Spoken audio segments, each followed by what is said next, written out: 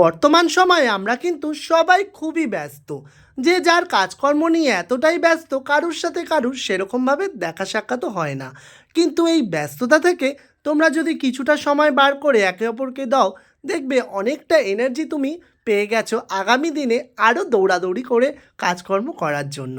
তো যথারীতি আমরা সবাই মিলে চলে এসেছিলাম সুস্মিতাদির বাড়ি। উদ্দেশ্য আমার জন্মদিন।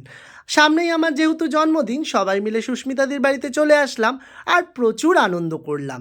কেক কাটিং হলো আমার, আর তারপর সবাই মিলে অনেক গল্প আনন্দ মজা করলাম। আর পরের দিন সকালে ঘুম থেকে উঠে একসাথে বসে সবাই মিলে চা খেতে খেতে, চা বিস্কিট খেতে খেতে প্রচুর আড্ডা মারলাম।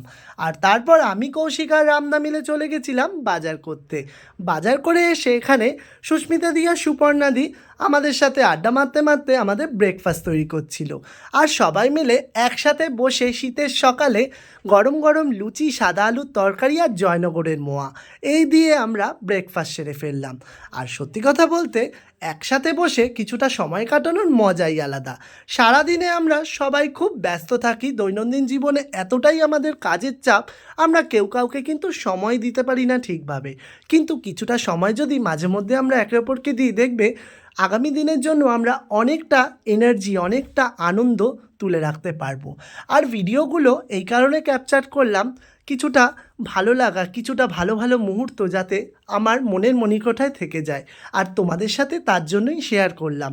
দেখতেই পাচ্ছ, গল্প করতে করতে দুপুরবেলা লাঞ্চের সময় হয়ে গেল। দুপুরে আজকে মেনু ছিল পাবদা মাছ সর্ষে দিয়ে আর মাটন।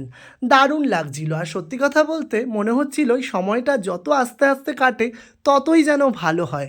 কারণ যে সময় চলে যায় সেই সময়কে তো আর ধরে রাখা যায় না, তাই না? আর গল্প করতে করতে এত সুন্দর মোমেন্ট, কি বলবো, মুহূর্তগুলোকে যেন ছাড়তে ইচ্ছা করে না। ভিডিওটা কেমন লাগলো অবশ্যই জানিও।